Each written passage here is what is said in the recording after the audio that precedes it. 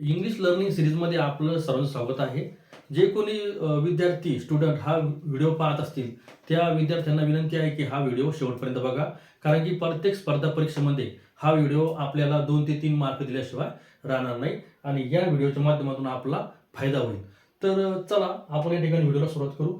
आजचा आपला टॉपिक आहे उपपद uses of A or the. Article a or the. एचा किंवा दचा वापर या ठिकाणी बॉक्समध्ये कसा करायचा. हे जे बॉक्स आहे, हे बॉक्स मी या ठिकाणी असं समजा की हे बॉक्स काय आहे, एम्प्टी होते. तर मी वेळ वाचवण्यासाठी मी या ठिकाणी ते फिलअप केलेले आहेत. तर असेच तुम्हाला परीक्षेमध्ये बॉक्स देतात आणि त्या बॉक्समध्ये तुम्हाला आर्टिकल भरण्यासाठी सांगतात, ए किंवा द. आता बघा या ठिकाणी ए म्हणजे अनिश्चित, इनडिफिनाइट आहे. ए काय आहे, इनडिफिनाइट आर्टिकल, आणि द काय आहे, डिफिनाइट आर्टिकल. डेफिनाइट म्हणजे निश्चित, वस्तू, व्यक्ती, ठिकाण, गोष्ट निश्चित सांगण्यासाठी आपण त्याच्या अगोदर दचा वापर करतो. आणि ज्या गोष्टी निश्चित नाहीत त्या सांगण्यासाठी आपण एचा वापर करतो. आणि तिसरं जे आर्टिकल आहे अँडचा मी या ठिकाणी उल्लेख केलेला नाही, कारण की अँडचे नियम वेगळे आहेत, ते आपण एखाद्या नेक्स्ट व्हिडिओमध्ये बघू. तर चला सुरू करू एचा आणि दचा वापर कसा करायचा. बघा या ठिकाणी जे सेंटेन्स आहे, या ठिकाणी जर तुम्ही सेंटेन्स बघितले तर हे 7 जर सेंटेन्स बघितले, याच्या सुरुवातीलाच बॉक्स दिलेला आहे. हे जे 7 सेंटेन्स आहे याच्या सुरुवातीला काय आहे, बॉक्स आहे. आणि त्या बॉक्समध्ये काय सांगितलेलं आहे, आर्टिकल फिलअप करा, कोणते, ए किंवा दी. तर एक गोष्ट लक्षात ठेवली पाहिजे की वाक्याच्या सुरुवातीला जर का आर्टिकल फिलअप करा असं म्हटलं तर त्या ठिकाणी निश्चित द हे आर्टिकल वापरायचं. कोणतं आर्टिकल, ही द. कारण की त्याच्या नंतर बघा या ठिकाणी rain, trees, river, clock, bridge, plane आणि फ्लॉवर हे जे आहेत, हे वाक्याचे सब्जेक्ट आहेत. हे सर्व सब्जेक्ट आहेत, हे कॉमन नाउन आहेत. कोणते नाउन आहेत, कॉमन नाउन. आपल्याला माहिती आहे कॉमन नाउनच्या अगोदर आपण द आर्टिकल वापरत नाही. आपण द चा वापर प्रॉपर नाउनच्या अगोदर करतो. प्रॉपर म्हणजे विशेष नामाच्या अगोदर आपण द चा वापर करतो. परंतु कॉमन नाउन जर सब्जेक्ट म्हणून आले असेल आणि त्यांच्या अगोदर जर आपल्याला त्यांनी सांगितलं आर्टिकल फिलअप करा असं जर सांगितलं, तर त्या ठिकाणी मग निश्चित द वापरायचं. कारण की कॉमनला प्रॉपर करण्यासाठी द वापरतात.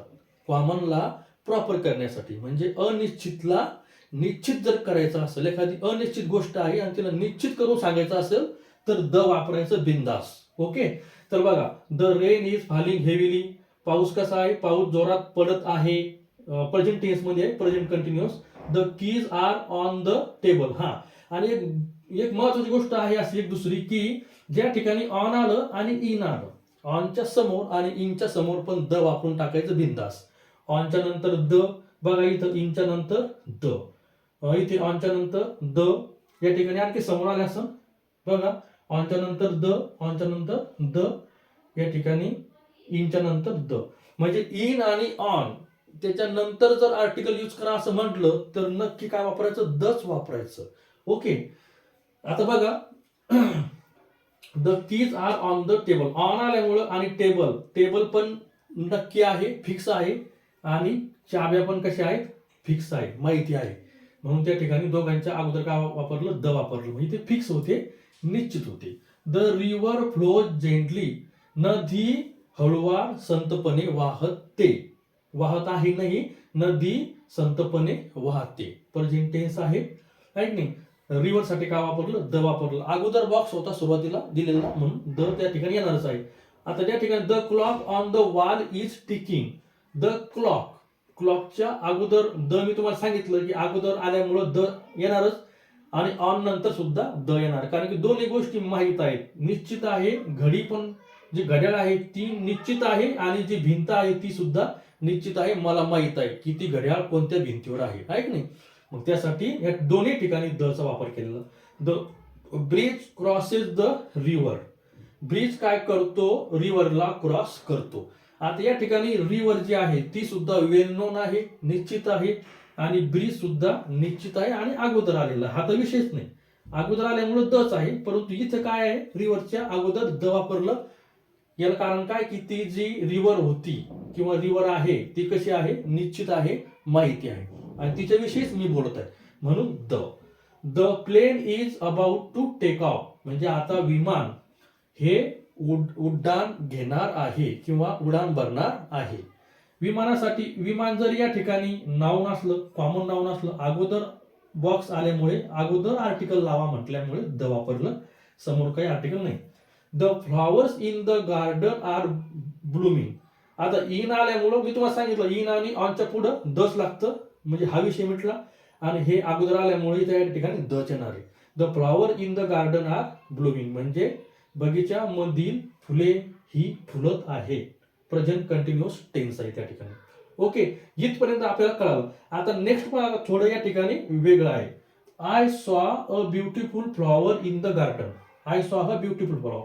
आता या ठिकाणी जरी ब्युटिफुल ऍडजेक्टिव्ह आहे, विशेषण आहे, त्याच्या अगोदर द लावायची परंपरा असते, परंतु हा वाक्याचा सुरुवातीचा भाग महत्वपूर्ण नसून त्याच्या पुढचा भाग महत्वपूर्ण आहे आणि इन आलेला आहे. इनच्या पुढे द वापरतो आपल्याला माहित आहे. आणि I saw a beautiful flower, मी एक सुंदर फूल बघितले, पण कोणतं बघितलं हे निश्चित नाही. इन द गार्डन, परंतु गार्डन निश्चित आहे. समोरच्याला सांगताना मी गार्डन म्हणलं, सुंदर फूल बघितले, समोरच्याला कळालं की कोणतं गार्डन आहे म्हणून, हा लक्षात. आणि इन आहे त्याच्यामुळे द. ही शॉर्टकट ट्रिक आहे बघा. I need a pencil to write the poem. I need a pencil. आता पेन्सिल काय आहे, कॉमन आहे. कोणती पेन्सिल मी वापरू शकतो कशासाठी, लिहिण्यासाठी. द पोएम, मला कविता लिहिण्यासाठी किंवा पोएम लिहिण्यासाठी पेन्सिलची गरज आहे. या ठिकाणी पोएमवर स्ट्रेस दिलेला आहे. पोएमला निश्चित सांगितलेलं आहे, निश्चित कोणती पोएम लिहायची हे या वाक्यातून सांगायचं होतं, मग या ठिकाणी म्हणून द वापरलेलं या ठिकाणी आपण. Can you pass me a glass of water.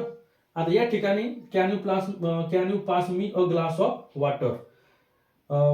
तुम्ही मला पाण्याचा ग्लास माझ्याकडे पास करू शकता का, म्हणजे किंवा माझ्याकडे तो घेऊ शकता का, माझ्याकडे तो आणू शकता का, असं या ठिकाणी क्वेश्चन आहे. हा या ठिकाणी जनरल आहे पहा. ग्लास जनरल कॉमन असल्यामुळे. आणि एक ट्रिक या ठिकाणी ध्यानात ठेवायची की मध्ये जर आर्टिकल टाकायचं सांगितलं मध्यभागी, तर जनरली मध्य सेंटरला काय एच येतं, ए. मध्यभागी काय येत असतं, एच. हे बघा या ठिकाणी मध्यभागी आणि व्हर्ब नंतर, सेंटरला आणि व्हर्ब नंतर जनरली एच येतं बघा. ए ए ए या ठिकाणी पण एच आहे, इथं पण एच आहे. व्हर्ब नंतर इथं हेल्पिंग व्हर्ब आहे आणि इथे पण मेन व्हर्ब आहे, मेन व्हर्ब, आणि यानंतर सुद्धा ए आलेलं आहे बघा या ठिकाणी. या ठिकाणी समजलं या. He is playing with a toy. तो खेळण्यासोबत खेळत आहे. आता टॉय या ठिकाणी फिक्स नाही, निश्चित नाही, त्याच्यामुळे हे टॉय जरी शेवटी आला असेल वाक्याच्या, परंतु तो एवढा निश्चित भाग नाही. खेळण्यासोबत खेळत आहे, परंतु कोणती खेळणे आहे हे निश्चित नाही, म्हणून या ठिकाणी अ वापरलेलं आहे. ओके, हे या ठिकाणी आपल्याला कळालं असेल. There is a rainbow after the rain. बघा या ठिकाणी रेनबोच्या अगोदर ए वापरलेला आहे. आता यासाठी ट्रिक कोणती आहे आपली, सेंटरला आलं म्हणून ए, सुरुवातीला आलं नाही, सेंटरला आल्यामुळं ए, आणि शेवटी द रेन, रेनच्या अगोदर द वापरलं, कारण की रेनमुळे रेनबो आलेला आहे. रेन जर आला नसता तर रेनबो आला असता का, नाही. म्हणजे पाऊस पडल्याच्या नंतर त्या ठिकाणी इंद्रधनुष्य दिसला. There is a rainbow after the rain. म्हणजे या ठिकाणी रेन महत्वपूर्ण आहे, म्हणून या ठिकाणी रेनला स्ट्रेस दिलेला आहे, निश्चित केलेला आहे द ने. नेक्स्ट बघा. आता नेक्स्ट ही सेंटेन्स बघा. There was a farmer had a dog. आता या ठिकाणी बघा बरं, दोन्ही ठिकाणी ए वापरलेला आहे, कारण या ठिकाणी महत्वाचं काहीच नाही. There was a farmer had a dog. त्या ठिकाणी शेतकरी होता आणि त्याला त्याच्याजवळ काय होता, कुत्रा होता, आहे की नाही. म्हणजे या ठिकाणी शेतकरी पण काय नाही, फिक्स नाही, आणि डॉग कोणता होता ते पण फिक्स नाही, म्हणून या ठिकाणी जनरल. ए इथे पण ए, इथे पण ए, हे वाक्य लक्षात ठेवा. The earth revolves around the सन. आता या ठिकाणी जसं या दोन वाक्यामध्ये ए आलं, तसंच मी या ठिकाणी नेक्स्ट सेंटेन्स घेतलं की त्याच्या दोन्ही बॉक्समध्ये द आलेलं आहे. कारण काय, अर्थ कशी आहे, अर्थ माहित आहे, सर्वांना माहित आहे, एकमेव प्लॅनेट आहे आणि आपलाच प्लॅनेट आहे, फिक्स आहे, निश्चित आहे, म्हणून द तर येणार. आणि स्टार्टिंगला आल्यामुळे विषयच नाही, स्टार्टिंगला आल्यामुळे द, आणि शेवटी सन. आता तुम्ही म्हणताल की अगोदर एक द आल्यानंतर पुन्हा द का आलं, कारण की सन पण काय आहे, सन म्हणजे सूर्य हा एकमेव आहे, निश्चित आहे, त्याच्यामुळं सनच्या अगोदर काय आलेलं आहे, द आलेलं आहे. ही गोष्ट तुम्हाला कळाली. नेक्स्ट बघा. The cow is a useful animal.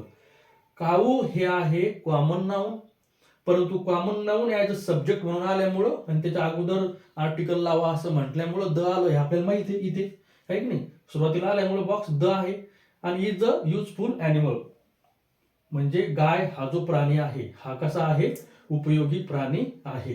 आता युजफुल साठी त्यांनी ए वापरलं आणि मध्यभागी आलं, आणि पुढचा जो वाक्याचा भाग आहे तो एवढा महत्वपूर्ण नाही, त्याच्यामुळे या ठिकाणी ए वापरलं, द येणार नाही या ठिकाणी. There is a cat sitting on the fence. आता या ठिकाणी ऑन आल्यामुळं द हे काही सांगायची काही विशेष नाही. आता आपल्याला माहिती आहे की ऑनच्या नंतर द आहे, आणि ऑनच्या नंतर द आहे, इनच्या नंतर द आहे. अगोदरचं जे आलेलं आहे मध्यभागी आणि व्हर्बच्या नंतर आल्यामुळे या ठिकाणी ए वापरलं. इथे पण ए, इथे पण a. There is a cat sitting on the fence. त्या ठिकाणी मांजर आहे आणि ती कुठे, कुंपणावर बसलेली आहे. I found a lost wallet on the street. मला सापडले, फाइंडचा काय आहे तो सेकंड फॉर्म आहे, फाइंडचं फाउंड. मला सापडले काय, लॉस्ट वॉलेट, हरवलेले पाकिट सापडले कुठे, ऑन द स्ट्रीट, रस्त्यावर. आता ऑन आल्यामुळे त्या ठिकाणी दच येणार, कारण की ते मॅचिंगच आहे ते ऑनचं आणि इनचं. आणि हे मध्यभागी आल्यामुळं आणि व्हर्बच्या नंतर आल्यामुळं मध्यभागी a. The teacher explain the lesson well. आता या ठिकाणी दोन्ही ठिकाणी द आलेलं आहे. द टीचर सुरुवातीला आल्यामुळं द, आणि एक्सप्लेन शिक्षकांनी काय केलेलं आहे, एक्सप्लेन केलेलं आहे म्हणजे समजून सांगितलेलं आहे धडा चांगल्या प्रकारे. म्हणजे धडा सुद्धा चांगल्या प्रकारे समजून सांगितला. धडा सुद्धा काय आहे, निश्चित आहे. आणि टीचर कोणते आहे ते तर निश्चित आहे, आणि सुरुवातीला आलेलं आहे त्याच्यामुळे द, आणि हे निश्चित असल्यामुळे या ठिकाणी the. I bought a gift for my sister. आता या ठिकाणी बघा, या ठिकाणी सेंटरला आलेला आहे, आणि मी सांगितलं सेंटरचा जो भाग असतो मध्याचा वाक्याचा त्या ठिकाणी जनरली एच वापरतात. मग बघा, I bought a gift for my sister. मी माझ्या बहिणीसाठी गिफ्ट आणले. पास्ट टेन्स आहे बायचा bought. She wants to buy a puppy. आता या ठिकाणी पहा, शी वॉन्ट्स टू बाय म्हणजे तिला विकत घ्यावसे वाटते. तिला विकत घ्यावसे वाटते काय, पप्पी, पिल्लू आहे की नाही. तिला पिल्लू विकत घ्यावसे वाटते. पपी म्हणजे पिल्लू, परंतु ते पिल्लू निश्चित नाही कोणत्या कॅटेगरीचं आहे, जरी ते शेवटी आलेलं आहे. आता बऱ्याच सेंटेन्समध्ये आपण बघितलं की शेवटी द येतं, परंतु असं प्रत्येक वेळी होत नाही. पपी कसं आहे ते निश्चित नाही, कोणता आहे ते समजत नाही, म्हणून त्या ठिकाणी ए वापरला आपण. आलं लक्षात. आता या ठिकाणी पप्पी, PUPPY, पपी म्हणजे पिल्लू, आणि या पीओ जर केलं POPPY, पॉपी, पॉपी म्हणजे खसखस. हे तुमच्या माहितीसाठी सांगितलं फक्त, आहे की नाही. पॉपी म्हणजे खसखस, तो आपला भाग नाही, परंतु त्या ठिकाणी तुमच्या लक्षात राहण्यासाठी सांगितलं मी. He is using a laptop for work.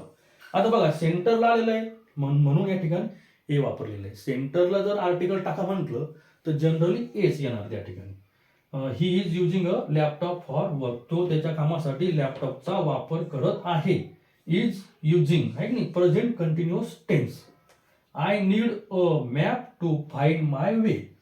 मला गरज आहे नकाशाची, कायसाठी, फाइंड शोधण्यासाठी, माय वे म्हणजे माझा रस्ता शोधण्यासाठी मला नकाशाची गरज आहे. आणि ब्रॅकेट दिला होता सेंटरला, मॅपच्या अगोदर ए वापरला आपण. मी सांगितलं सेंटरला आल्यानंतर ए वापरतात. त्यानंतर I found a figure in the yard. I found a figure, पहिली गोष्ट आली या ठिकाणी सेंटरला आलेलं आहे, वर्कच्या नंतर आलेलं आहे म्हणून ए. कारण की फिदर सापडले म्हणजे फिदर या ठिकाणी फिक्स नाही, निश्चित कोणते फिदर आहेत, पंख आहेत हे सांगता येत नाही, परंतु हे सांगता येतं की ते कोठे सापडले, हे सांगता येतं. इन द यार्ड म्हणजे ते अंगणात सापडले, म्हणजे अंगण फिक्स आहे म्हणून यार्ड साठी द, आणि कोणते फिदर आहे तर ते माहित नाही, आणि सेंटरला आल्यामुळे ए. ओके. आता या ठिकाणी थोडं मी तुम्हाला एक्सेप्शनल म्हणजे अपवादात्मक वाक्य सांगितलेलं आहे, हे या ठिकाणी लक्ष द्या. हेच वाक्य या ठिकाणी इथे बघा, the cow is a useful animal, आणि तेच वाक्य मी या ठिकाणी घेतलं, फक्त द च्या ऐवजी आता ए लावलं. अ काऊ इज अ युजफुल ॲनिमल. मला तुम्ही म्हणाल की तुम्ही सांगितलं होतं की कॉमन नाऊन जरी असेल आणि त्याचं स्टार्टिंगला आलं असेल तर त्याच्या अगोदर स्टार्टिंगला तर दच येतं, ऐक नाही.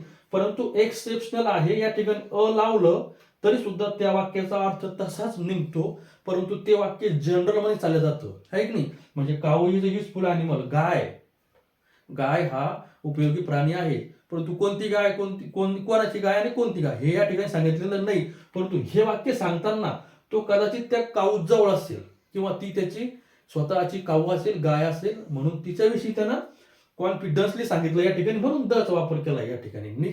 अनिश्चितला निश्चित करण्यासाठी इथं द. आणि या ठिकाणी अनिश्चित आहे, गाय कोणाची आहे माहित नाही आणि कोठे आहे ते माहित नाही. जनरल सांगून टाकलं की काऊ इज द युजफुल ॲनिमल. गाय जो प्राणी आहे, गाय ही काय आहे, युजफुल म्हणजे उपयोगी प्राणी आहे. गायीपासून आपल्याला बऱ्याच गोष्टी मिळतात. हे त्याला या ठिकाणी जनरल सांगायचं होतं, म्हणून ए सुद्धा वापरू शकतो. परंतु जनरली सुरुवातीला जर आले असेल, त्यांनी जर सांगितलं असेल सुरुवातीला काय टाका, आर्टिकल फिलअप करा, तर जनरली 99% द. मध्ये जर आला असेल तर ए, आणि ऑनच्या पुढं इनच्या पुढं जर आले असेल तर सुद्धा द, आहे की नाही. आणि उरला विषय वाक्याचा अर्थ पाहून त्या ठिकाणी आपण ए आणि द चा वापर करायचा. तर मित्रांनो, ही या ठिकाणी वेगवेगळ्या पुस्तकातून ही वाक्य मेहनतीने या ठिकाणी निवडून ॲक्युरेट या ठिकाणी देण्याचा प्रयत्न केला. तर मला अशी अपेक्षा आहे की हा व्हिडिओ आपल्याला आवडला असेल. ज्यांनी हा व्हिडिओ शेवटपर्यंत बघितला त्यांच्या मनापासून धन्यवाद.